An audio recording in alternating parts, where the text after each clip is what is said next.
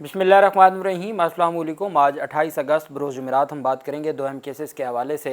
हुकूमती रहनुमा के भाई को गिरफ़्तार किया गया था, वो ख़ुद भी चेयरमैन हैं, हुकूमती उम्मीदवार भी थे, मेंबर हैं वो बल्दियाती, और अब उनका मज़ीद जिस्मानी रिमांड मंजूर किया गया है। उसकी तफसीलात मैं आपके साथ शेयर करूँगा, साथ में आपको बताऊँगा सुप्रीम कोर्ट ऑफ पाकिस्तान का एक बड़ा फ़ैसला सामने आया है, उसके ऊपर भी हम बात करेंगे। और पाकिस्तान तहरीक इंसाफ ने जो कहा फिर वो कर भी दिखाया। अब बहुत कम लोग थे जिनको ये उम्मीद थी कि ये तमाम की तमाम जो चीज़ें हैं वो वाकई हो जाएंगी, लेकिन पाकिस्तान तहरीक इंसाफ ने वाकई ये कमाल कर दिखाया है। उसकी तफसीलात भी जो है वो मैं आपके साथ शेयर करूँगा। सबसे पहले मैं आपको बताता चलूँ कि हुकूमती रहनुमा के जो केस है उससे शुरू करते हैं और फिर हम आ जाएंगे सुप्रीम कोर्ट ऑफ पाकिस्तान के फ़ैसले पे और फिर पाकिस्तान तहरीक इंसाफ के हवाले से। सरकारी मुलाजिम पर तशद्दुद का केस। ये ऐसा सरकारी मुलाजिम है जिसके बारे में लास्ट डेट ऑफ हियरिंग पे जज पूछते रहे कि ये किस इदारे के मुलाजिम है जिनके ऊपर तशद्दुद हुआ, जिस पे दहशतगर्दी का मुकदमा हुआ और रिमांड हुए। तो अब सरकार भी बिलावल जरदारी की, हुकूमत बिलावल जरदारी की और मुल्ज़म हुकूमत जो हुकूमती रहनुमा है, जो मुल्ज़म है सईद गनी का भाई है, हुकूमती वज़ीर का भाई है, और वो ख़ुद चेयरमैन है बल्दियाती। और अगली चीज़ ये है कि सारा निज़ाम वहाँ से जो चूँकि आप जानते हैं कि दहशतगर्दी अदालतों के जजेस भी किसने लगाने होते हैं, वो सूबाई हुकूमतों ने with the consultation of chief justice of high court जो है वो नामजदगी की जाती है। और ये आपको याद होगा मलिक शहजाद चीफ जस्टिस थे जब, और 9 मई के मुकदमात में पंजाब हुकूमत जजेस को तैनात नहीं कर रही थी और 3 महीने तक ताकि ज़मानतें रुकी रहें, रिमांड ऐसी रुके रहें और बहुत सारी चीज़ें। तो फिर मलिक शहजाद ने बुलाया था और फिर मरीम औरंगज़ेब पेश हुई थी। मरीम औरंगज़ेब ने कहा था कि जी हम चैम्बर में बात कर लेते हैं। उन्होंने कहा जी अवाम की बात है, आप खुली अदालत में करें। फिर मलिक शहजाद साहब को ले गए और वो सारी चीज़ें, तो वो फिर सारा निज़ाम तो वहाँ पे उन्हीं का है। फिर ऐसा कौन सा इदारा है कि जिससे के मुलाजिम पर या अफसर पर या कोई उस पर तशद्दुद किया जिसकी वजह से ये सारी कार्रवाई हुई। दहशतगर्दी अदालत ने सरकारी मुलाजिम पर तशद्दुद के केस में वज़ीर बल्दियात सिंध सईद गनी के भाई चेयरमैन चनेसर टाउन फरहान गनी के जिस्मानी रिमांड में मज़ीद 3 दिन की तौसीक़ कर दी है। 3 दिन का पहले रिमांड हुआ, 3 दिन रिमांड की आज तौसीक़ कर दी है। पीपल्स पार्टी रहनुमा फरहान गनी और दीगर मुल्ज़मों को दहशतगर्दी की मुंतज़िम अदालत में पहुँचाया गया। पहले 4 दिन का रिमांड था, आज 3 दिन का रिमांड है। 4 रोज़ा रिमांड ख़त्म होने पर पुलिस ने मुल्ज़मान को दोबारा पेश किया। गुज़श्ता समाअत पर अदालत ने तफ्तीश की पेशरफ्त रिपोर्ट तलब की थी। पीपल्स पार्टी रहनुमा फरहान गनी और दीगर मुल्ज़मान को अदालत में पेश किया गया। वकार अब्बासी एडवोकेट ने मुल्ज़मान की जानिब से वकालतनामा जमा करवाया। प्रोसिक्यूशन में मज़ीद 2 दिन का रिमांड मांगा गया। अदालत ने मुल्ज़मान से इस्तफसार किया कि आपके वकला मौजूद हैं। मुल्ज़म फरहान गनी ने जवाब दिया जी मेरे वकला मौजूद हैं। अदालत ने तफ्तीशी अफसर पर बरहमी का इजहार किया और पूछा कि बताएं क्या प्रोग्रेस की है आपने, 3 दिन में क्या करोगे, अभी तक तो आपने कुछ नहीं किया। कहाँ हैं सुराग रसां कुत्ते, हैं या मर गए हैं? वो सुराग रसां कुत्ते हैं या कुछ और हैं, वो चर्स पकड़ना जानते हैं? कहाँ है CIA SIU, सब मर गए हैं। जज साहब बड़े बरहम थे। जज साहब ने ये भी कोई दौरान जो है वो समाअत अजरक वाली नंबर प्लेट का भी जिक्र किया। तो जज साहब ने कहा कि आपने 4 दिन में क्या किया है, मज़ीद आप 3 दिन में क्या करेंगे? अच्छा अब कोई तशद्दुद हुआ है तो तशद्दुद को हाथापाई हुई है तो उसमें 4 दिन का रिमांड पहले हो चुका है, तो क्या उसमें रिकवर होना है? मेरे ख्याल में तो असलहा वगैरह का इसमें इल्ज़ाम नहीं था। अदालत ने रिमांड दिया कि आप लोगों को सिर्फ आम आदमी को तंग करना आता है, क्या आप DSP बन जाएंगे इस केस के बाद? दौरान समाअत अजरक वाली नंबर प्लेट का जिक्र आ गया। अदालत ने रिमार्क्स दिए कि एक जज ने भी नंबर प्लेट की दरख्वास्त दी हुई है, लोगों ने दरख्वास्त और पैसे भी दिए लेकिन जलील हो रहे हैं। अजरक वाली नंबर प्लेट के लिए जज ने भी पैसे दिए हुए हैं, पैसों के बावजूद जलील हो रहे हैं। तफ्तीशी अफसर ने कहा मुदई ने अभी गवाह पेश नहीं किए। जज ने तफ्तीशी अफसर की सरजनिश की और रिमार्क्स दिए कि मुदई गवाह पेश नहीं कर रहा तो क्या तुम इसके मुलाजिम हो? उसके बाद अदालत ने मुल्ज़मान को 30 अगस्त तक जिस्मानी रिमांड पर पुलिस की तहवील में दे दी और हदायत दी कि आइंदा समाअत पर हर सूरत प्रोग्रेस रिपोर्ट अदालत में पेश की जाए।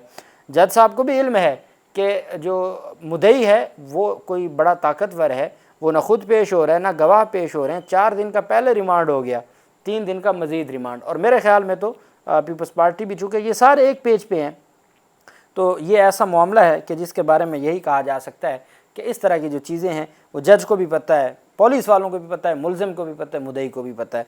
तो ये सारा एक मामला है। लेकिन गुस्ताखी किसी बड़े की कर बैठे हैं कि वो आम आदमी होता, आम पुलिस वाला होता, आम सरकारी मुलाजिम होता तो उसको पीपल्स पार्टी के जियाले कुछ कह दें, और वो भी रहनुमा और वज़ीर सिंध जो वज़ीर बल्दियात सिंध के भाई, تو وہاں تو یہ سارا کچھ چلتا ہے، لیکن وہ پھر کبھی کبھی بندہ پھر کسی اپنے غرور اور تکبر میں کسی تگڑے کو بھی، اپنے سے بھی تگڑے کو چھیڑ بیٹھتا ہے، جس کی وجہ سے پھر وہ گلے پڑ جاتا ہے معاملہ۔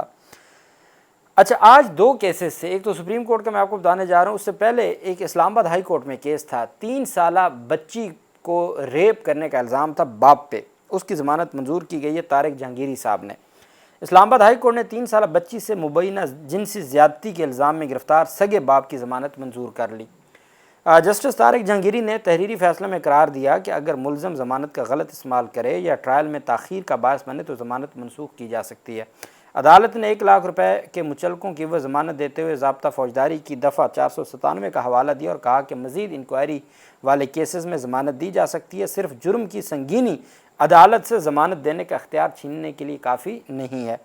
فیصلے میں سپریم کورٹ کے سابقہ فیصلے کا حوالہ بھی دیا گیا۔ ضمانت ملزم کی بریت نہیں بلکہ صرف کسٹڈی کی تبدیلی ہوتی ہے۔ ضمانت کا مطلب یہ ہے کہ ملزم کو حکومتی ایجنسیوں کی تحویل سے لے کے ضامن کے سپرد کر دیا جاتا ہے، اور ضامن اس بات کا پابند ہوتا ہے کہ ضرورت پڑنے پر ملزم کو عدالت کے سامنے پیش کیا جائے۔ تحریری فیصلے کے مطابق پٹیشنر درخواست گزار محمد حسیب حفیظ 3 ماہ سے جیل میں تھا اور ٹرائل میں کوئی پیش رفت نہیں ہوئی تھی۔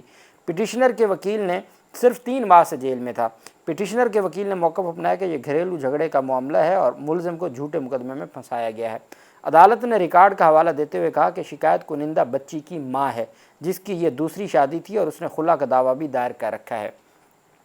پیمز ہسپتال کی رپورٹ میں کہا گیا کہ بچی کی ماں نے ڈاکٹرز کو مبینہ زیادتی کے متعلق بتایا، تاہم متاثرہ بچی کے عدم تعاون کی وجہ سے کوئی میڈیکل چیک اپ نہ ہو سکا۔ میڈیکو لیگل رپورٹ میں بھی کسی قسم کے زخم، رگڑ یا خون کے نشانات نہیں پائے گئے۔ فیصلے میں کہا گیا کہ اس بات کا کوئی معقول جواز موجود نہیں کہ ایک حساس ادارے سے تعلق رکھنے والا پڑھا لکھا شخص اپنی 3 سالہ بچی سے زیادتی کرے۔ تفتیشی افسر نے بھی اعتراف کیا کہ ملزم کا نفسیاتی معائنہ نہیں کرایا گیا۔ تو یہ بھی بڑی بدقسمتی ہے۔ ابھی جو آگے کیس میں آپ کے سامنے رکھنے جا رہا ہوں وہ بھی اسی طرح زیادتی کا کیس ہے۔ 12 سال سے بندہ جیل میں تھا، باپ کے اوپر یہ الزام تھا، اور اس میں یہ بات ثابت ہوئی عدالت میں کہ جو خاتون تھی، جو بچی کی والدہ تھی، اس نے دشمنی میں آ کے، مخالفت میں آ کے اپنے خاوند کے اوپر مقدمہ درج کروایا۔ تو یہ ایک بڑی بدقسمتی ہے۔ آج میں دیکھ رہا تھا کہ کسی نے کہا کہ ایسے بندوں کو CCD کے حوالے کر دینا چاہیے۔ اب جب فیصلے کو پڑھیں اور فیصلے میں جس طریقے سے جج صاحبان نے تفصیلات دی ہیں، میں یہ سمجھتا ہوں کہ بہت ساری چیزیں ہیں، ہمارے معاشرے میں بہت کچھ ہو رہا ہے۔ اسی وجہ سے تو کہا جاتا ہے کہ آپ خود جج نہ بنیں، اور اگر آپ نے فیصلہ کر دیا، جذبات میں فیصلہ کر دیا، 4 بندوں کی سن کے آپ نے فیصلہ کر دیا جی کہ اس نے زیادتی کی ہے، اور آپ نے بغیر کوئی تفتیش کی ہے یا انکوائری کی ہے یا اس معاملے کے اوپر ٹرائل کی ہے، بندے کو آپ نے، وہ کہتے ہیں نا، ہمارے قانون کا بھی یہ کنسیپٹ ہے کہ جو 100 گنہگار چھوڑ دو لیکن ایک بے گناہ کو سزا نہ دو، چونکہ جو آپ نے بے گناہ کو سزا دے دی تو اس کو اس کی کوئی کمپنسیشن کہیں نہیں ہے۔ 100 گنہگاروں کو چھوڑ دیں گے تو ان کو اور نہیں تو اگلے جان سزا مل جائے گی، ان کو کہیں نہ کہیں یہ ایک جو ہے وہ ایک ڈاکٹرائن ہے، اور کسی بڑے جورسٹ کی ڈاکٹرائن ہے کہ 100 گنہگاروں کو چھوڑ دو، خیر ہے، کسی ایک بے گناہ کو سزا نہ دو۔ تو یہ جو اس طریقے سے اپنے ہاتھ میں لے کے اور آپ سزا دیتے ہیں تو اس سے بہت ساری چیزیں جو ہے وہ آپ کا پورا نظام تباہ ہو جاتا ہے اور ایک طرح سے ختم ہو جاتا ہے۔ اور ایک بات میں اور آپ کو بتا دوں، یہ ہمارے لوگوں کے لیے، ان کے شعور کے لیے ہے، یہ کہنا کہ اس طرح کے جو ماورائے عدالت قتل ہیں، کہ کوئی اس طرح کا آپ کو معاملہ سامنے ہے، جیسے رائے ونڈ میں 2 بھائیوں کو قتل کیا تو ان کے ملزمان قتل ہو گئے رات کو۔ اگر آپ کو یہ لگتا ہے کہ ہمارا یہ جو نظام ہے، پولیس ہے یا پروسیکیوشن ہے، ان کو عدلیہ پہ عدم اعتماد ہے کہ عدالتوں میں جائیں گے اور بری ہو جائیں گے، یا عدالتوں میں عدم ثبوتوں کی بنیاد پہ ضمانتیں ہو جائیں گی، اس وجہ سے یہ کرنا پڑ رہا ہے، سب سے پہلے میں یہ سمجھتا ہوں کہ یہ پولیس کا اپنے اوپر عدم اعتماد ہے، نظام کا اپنے اوپر عدم اعتماد ہے۔ پورے نظام میں پھر پروسیکیوشن، عدلیہ سارے آ گئے نا، یہ وہ اس وقت ہم اس ایرا سے گزر رہے ہیں، اس وقت ہم اس زمانے میں سے گزر رہے ہیں جہاں نظام کو خود اپنے اوپر عدم اعتماد ہے۔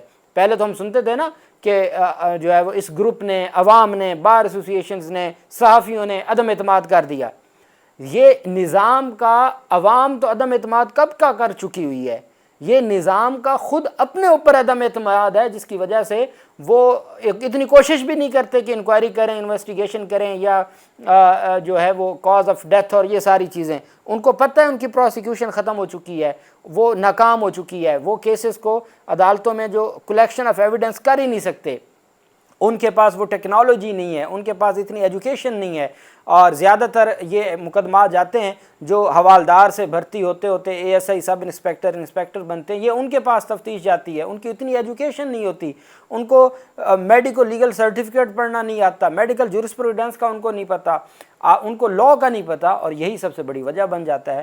تو میں سمجھتا ہوں کہ یہ جو خود حکومتی لوگ بڑے خوش ہو کے، یا حکومتی افسران خوش ہو کے کہتے ہیں دیکھیں جی یہ پار کر دیا، مقابلے میں پار کر دیا، بیسیکلی عوام تو عدم اعتماد کب کی کر چکی تھی اس نظام پہ، یہ نظام خود اپنے اوپر عدم اعتماد کر چکا ہے، اور یہ عدم اعتماد کرنے کا ثبوت ہے کہ وہ اس طریقے سے معاملات کو پار کرنا چاہتا ہے۔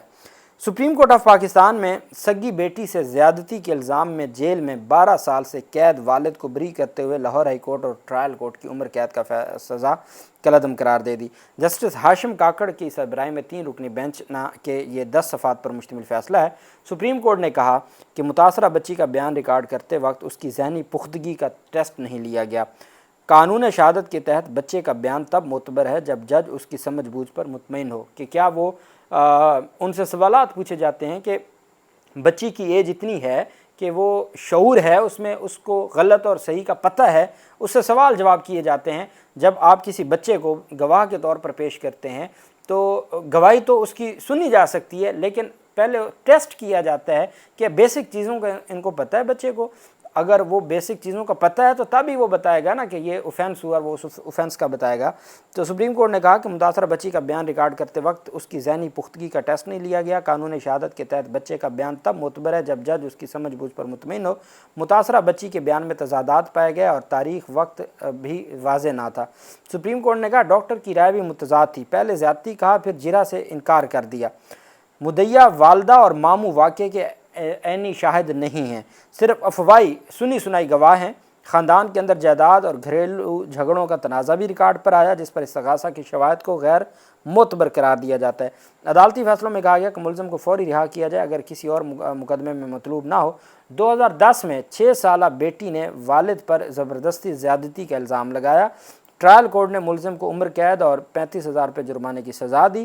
لاہور ہائی کورٹ نے 2013 میں ٹرائل کورٹ کا فیصلہ برقرار رکھا۔ ملزم نے ہائی کورٹ کے فیصلے کے خلاف سپریم کورٹ سے رجوع کیا تھا۔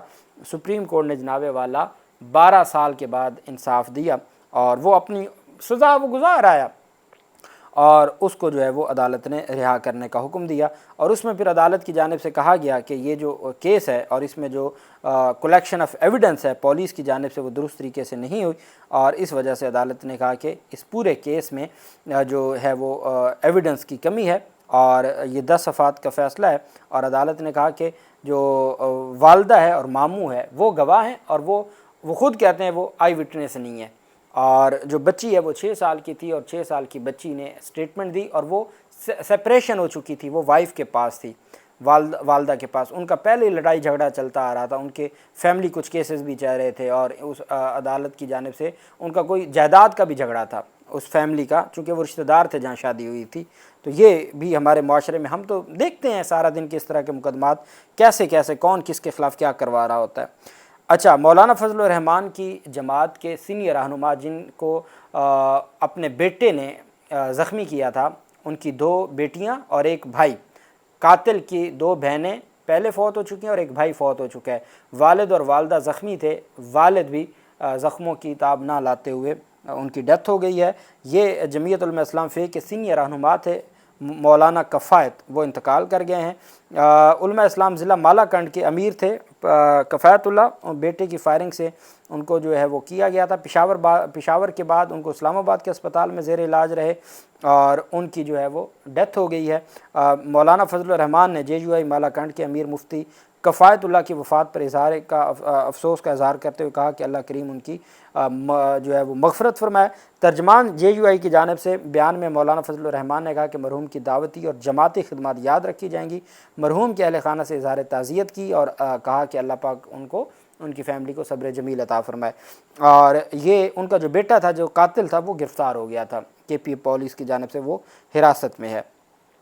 وہیں پہ پاکستان تحریک انصاف کی 18 جو MNAs ہیں، 18 MNAs نے عمران خان کے حکم کو بجا لاتے ہوئے تمام کمیٹیوں سے استعفے مکمل ہو گئے ہیں۔ پاکستان تحریک انصاف کے 18 MNAs نے، کہا جاتا تھا اس میں کئی MNAs نہیں دیں گے، ان کو عہدے ملے ہوئے ہیں، ان کو کمیٹیاں ملی ہوئی ہیں، ان کو گاڑیاں ملی ہوئی ہیں، ان کو پروٹوکول ملتا ہے، وہ عہدے نہیں چھوڑیں گے۔